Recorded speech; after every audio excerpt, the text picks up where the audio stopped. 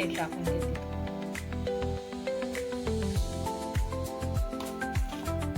सगळं आपल्याला मिक्स करून घ्यायचं छान. जसं पोळीला बनवतो ना आपण पिठाचा गोळा, तसंच बनवायचं.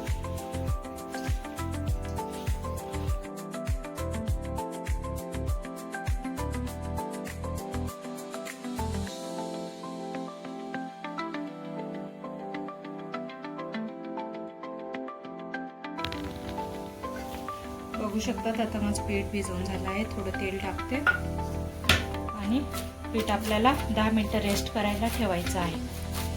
म्हणजे ते छान मुरून जातं सगळे मसाले टाकलेले त्याच्यामध्ये.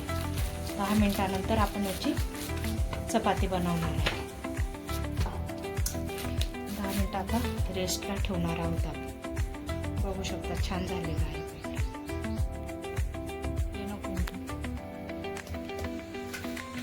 हे बघा पीठ आपलं छान झालेलं आहे. याला 10 मिनिटं झालेली आहे. आता मी तुम्हाला याची पोळी करून दाखवते, म्हणजे दशमी.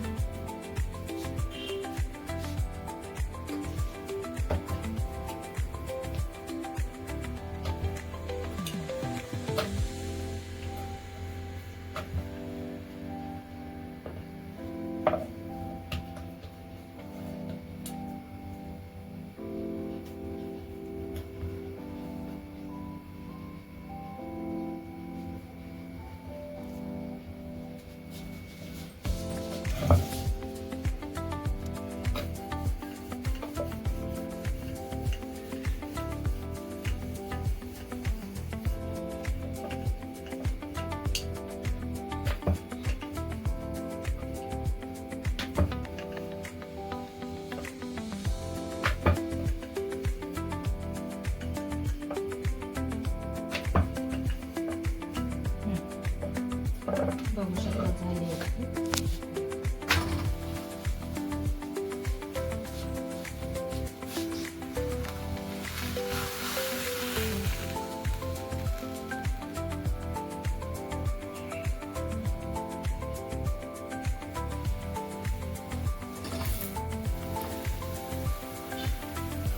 त्याच्यावर तूप टाकू शकतो किंवा ऑइल टाकायचं किंवा बटर टाकलं ना तर आणखी छान लागतं.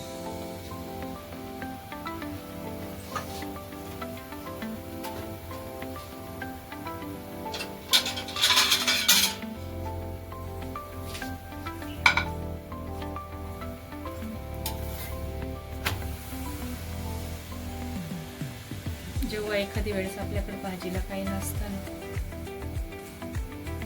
तेव्हा आपण हे ट्राय करू शकतो.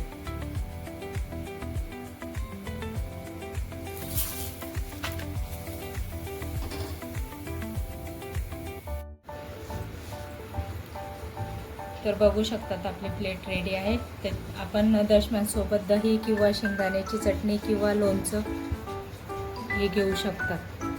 खायला छान टेस्टी लागते. तुम्ही पण तुमच्याकडे ट्राय करू शकता.